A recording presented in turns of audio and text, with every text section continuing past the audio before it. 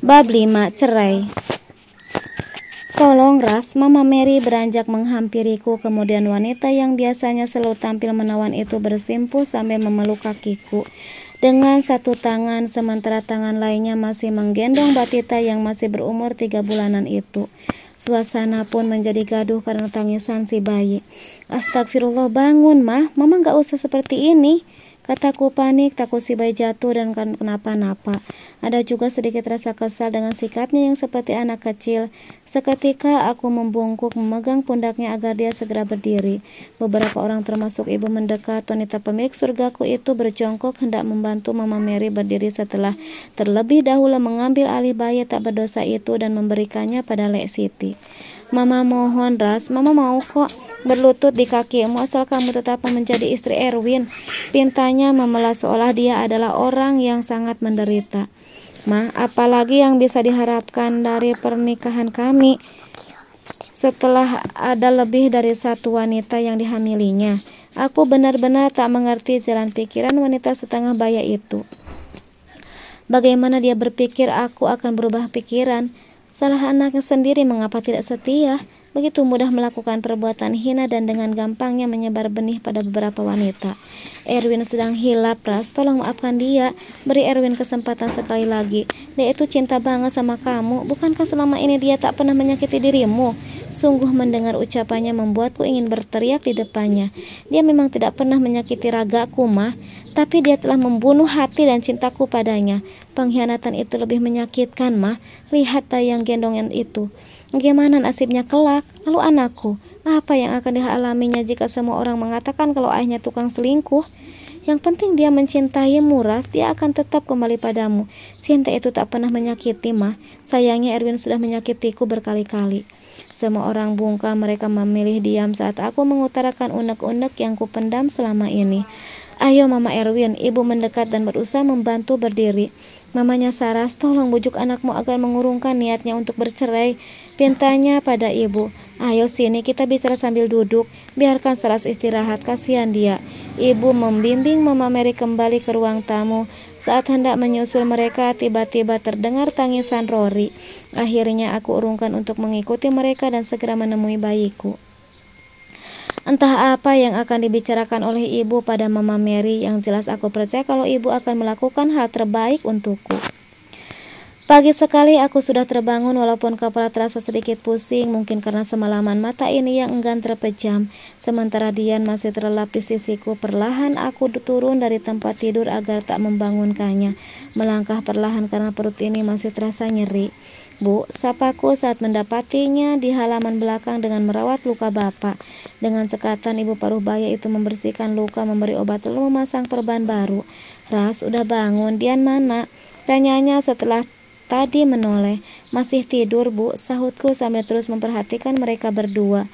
Bapak bagaimana? Mana lagi yang sakit Pak? Tanyaku yang masih terus memperhatikan mereka.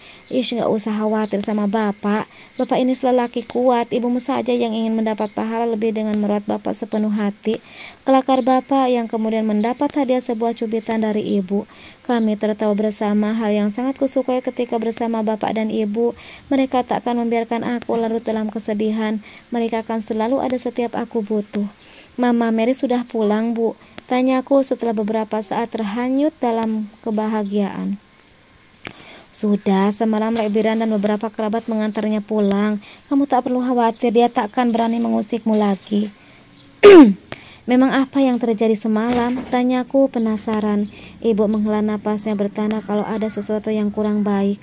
Wanita itu masih belum menjawab, dia masih sibuk membersihkan peralatan P3K-nya. Sebenarnya ibu malas membahasnya, tapi ibu tahu sifatmu. Ibu terkekeh sebentar lalu beranjak dan sekarang dia sudah duduk di amben, berisian dengan bapak. Setelah itu tangannya menepuk ruang kosong sebelahnya, mengisyaratkan agar aku duduk di situ. Intinya dia meminta tolong pada ibu untuk membujukmu agar mengurungkan niat bercerai. Ujarnya dengan pandangan lurus ke depan. Maafkan bapak ya Bu, saat seperti ini malah gak bisa membuat apa-apa. Bapak ikut menyela dengan suara serak, membuatku merasa bersedih. Andaikan dulu aku tak menikah dengan Erwin, mungkin hal ini gak akan terjadi. Siapa bilang? Bapak itu hebat. Pokoknya gak usah merasa gitu lagi, sahut ibu. Satu lagi, nanti surat gugatan ceraimu akan diajukan oleh Lek Biran. Semoga saja semua berjalan lancar. Semakin cepat kalian berpisah, maka akan semakin baik, ujar ibu lagi.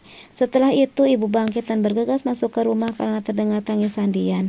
Aku pun melakukan hal yang sama, bangkit dan segera menyusul ibu. Semoga semuanya berjalan lancar, semoga Allah memudahkan semuanya, ucap bapak sebelum aku benar-benar berlalu. Lelaki itu menghela napasnya kemudian memintaku mengembalikan tongkat yang akan dipakainya untuk berjalan. Hari berganti, waktu berlalu. Tak terasa sudah 7 bulan aku menjadi seorang ibu. Selama itu pula aku belajar banyak hal pada ibu, tentang mengasuh dan merawat Dian tentunya.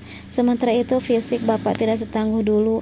Kini beliau juga banyak menghabiskan waktu untuk beribadah. Tubuhnya tak bisa lagi diajak bekerja keras. Lelah sedikit saja membuatnya harus beristirahat untuk beberapa hari. Seringkali secara tiba-tiba tubuhnya seperti lumpuh, tak bisa digerakkan. Berbagai upaya untuk kami lakukan untuk kesembuhannya, sampai harus menggadaikan sawah yang tinggal sepetak. Sedangkan ternak juga sudah habis terjual untuk tambahan biaya pengobatan dan perceraianku.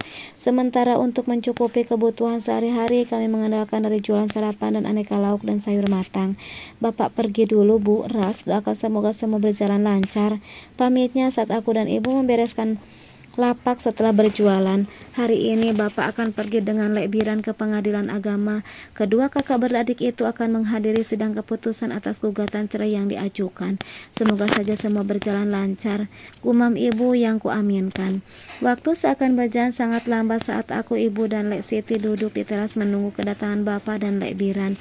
Namun mereka tak juga kelihatan. Entah sudah yang keberapa kali aku mencoba menghubungi ponsel Lek Biran, namun tak tersambung, membuat kami semakin khawatir dan gelisah.